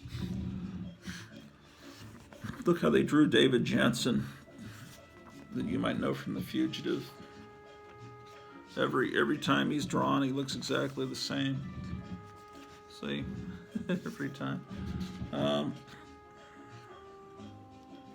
Help remind me who's Stu Schwartzberg. What do I know him from? I don't know.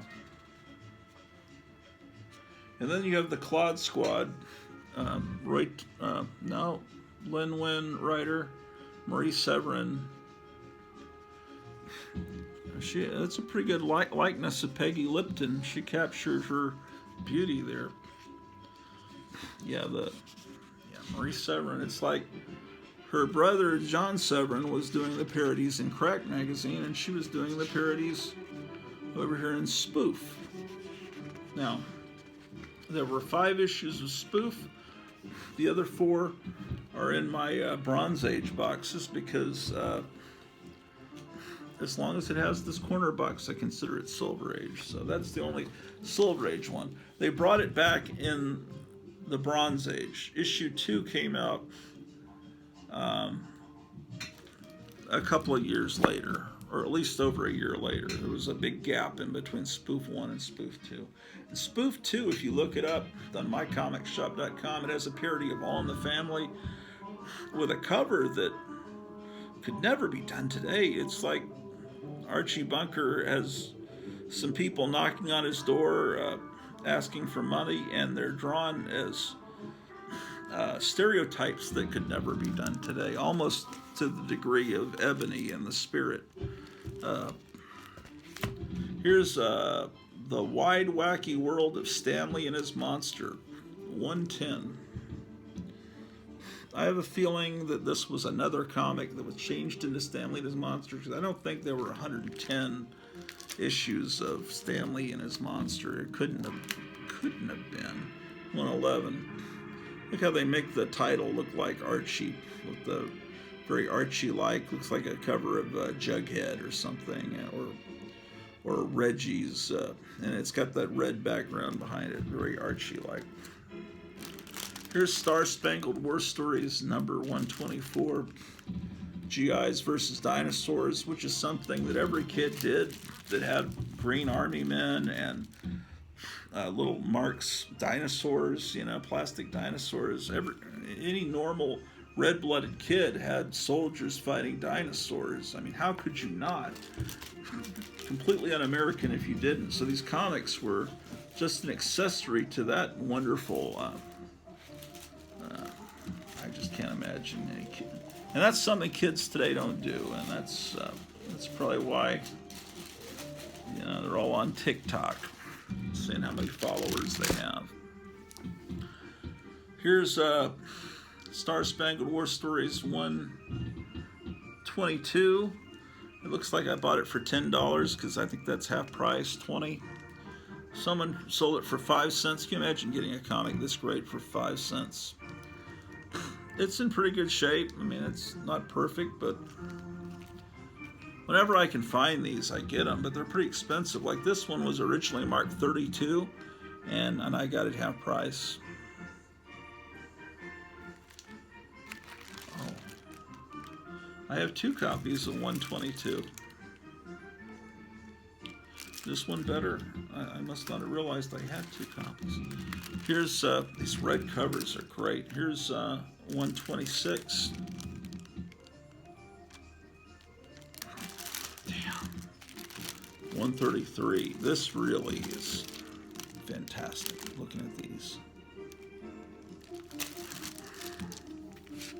Oh boy, why do they have to do this? I'll never be able to read that, even if I put on my reading glasses. There's a number there. It's some number. Now this one I got in 2nd grade in a reprint in a comic called, I think it was called GI War, and it reprinted this cover in this story. But originally it was Star Spangled War Stories. Don't Miss the Killing Ground. Look at how great that is. Yeah, that's got to be Russ Heath. Yeah, it has that Sea Devils kind of wash. And then, Enemy Ace is one of my favorite comics. He was in Star Spangled War Stories 138.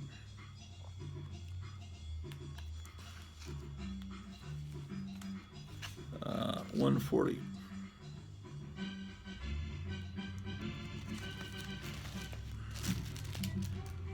I may need to get another box from upstairs. We're doing good on time, it looks like.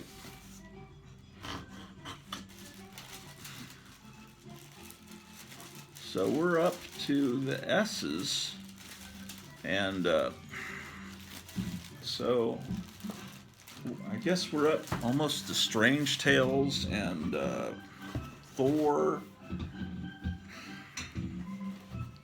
What else? It's going to be Unexpected and Wonder Woman.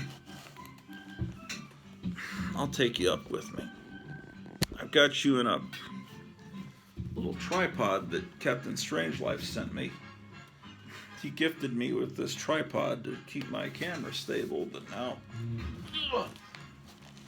if I take it out of the tripod, I run the danger of accidentally pressing a button and turning the show off.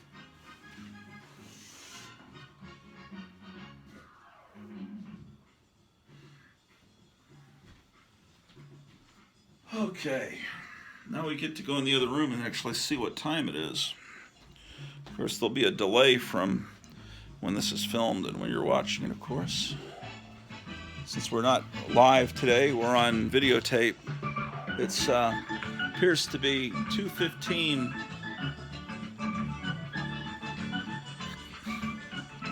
We've got the Christmas tree up here.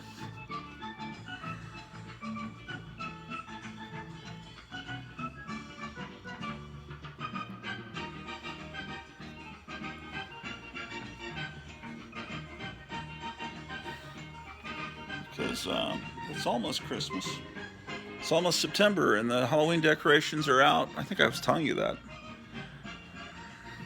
Or that might have been the other time I tried starting this show and it messed up.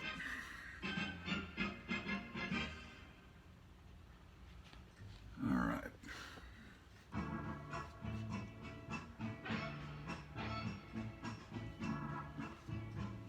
Okay.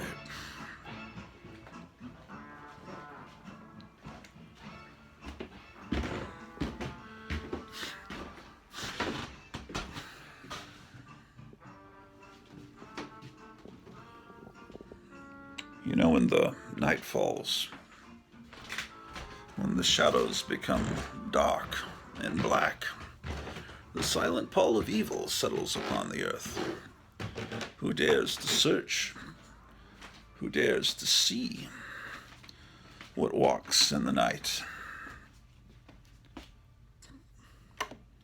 If you dare, welcome to the nightmare of Gratuorlov. That comes from a horror host named Gorgon from about 1960 in Fort Worth, Texas, Channel 11 KTVT. You can look it up on YouTube. You can see, look up, just type in Nightmare KTVT, and you can see the original guy, Bill Camfield, that did that. He also played another character called Icky Twerp. Were we up to Sugar and Spike? Okay, hold on. Yeah, he was, and Icky Twerp played Three Stooges comedies, and he was more of a soupy sales type guy. It might have been Soupy Sales that did that record when Frankenstein joined the Beatles. I could be wrong. Okay, we were up to Showcase, right? That's Flash to Justice League. Yes. Showcase SHSU. Showcase. What? Okay, this starts with Star Spangled War Stories. Strange. Yes. All right. So let's take this box on up, down. Shit. See, you thought you weren't going to be dizzy anymore once I got a tripod, but it's still just as dizzying here on the Gratuorlov channel.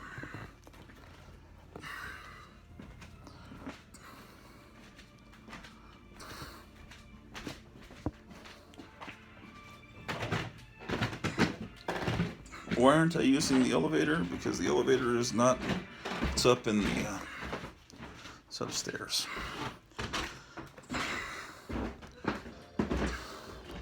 Besides, I've got to get in shape. Carrying these short boxes helps me get in shape.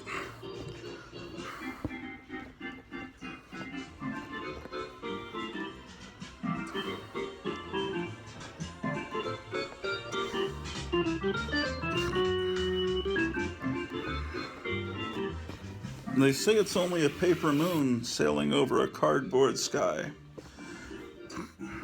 No, sailing over a cardboard sea.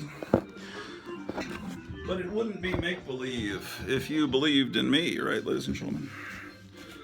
Oh, God damn it.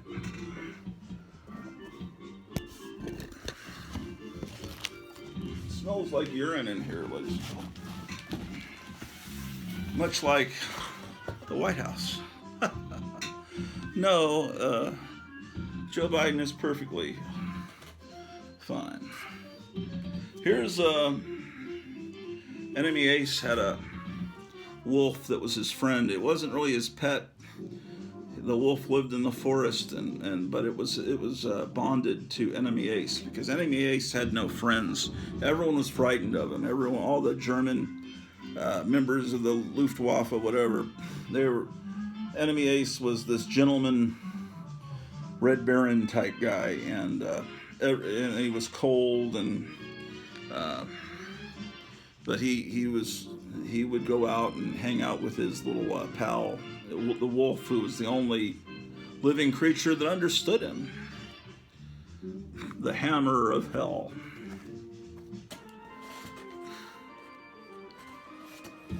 And here's a special issue. No, you can't make me go up, Von Hammer. Damn, these things are so great.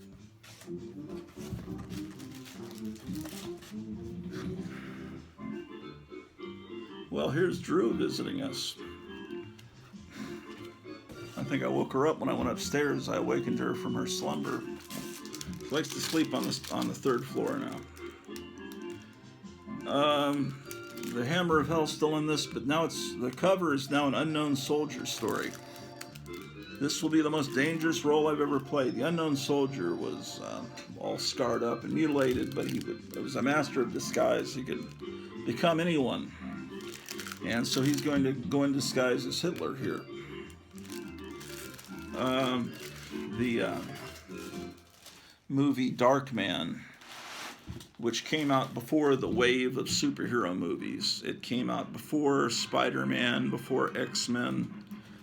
I remember that's what made me think Sam Raimi will be good to do Spider-Man when the Spider-Man was started to be planned out, and they announced Sam Raimi was going to direct it, because I knew that with Darkman, it was a very comic book-like movie. Even though it wasn't really based on a comic character, except the Unknown Soldier is very close to Darkman. What was the other movie that I thought was very comic book-like was The Road Warrior, which in other countries was called Mad Max 2. Here it was called The Road Warrior. It's kind of like, we call it soccer, everyone else calls it football.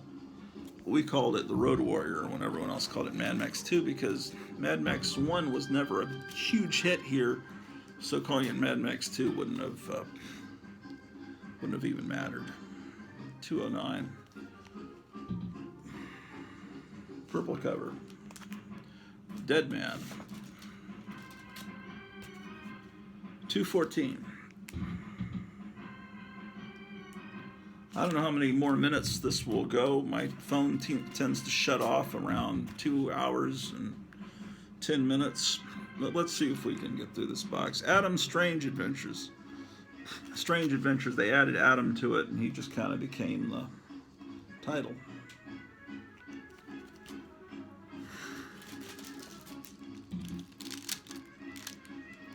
This is 225.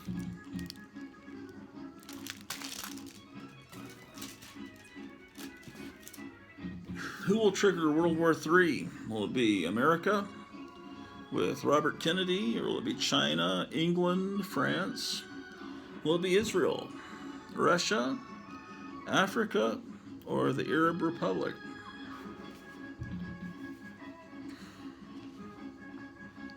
This has reprints in it. This is amazing. Where's the story about the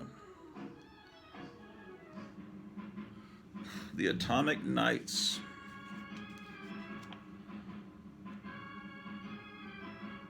They have an Adam Strange picture story here.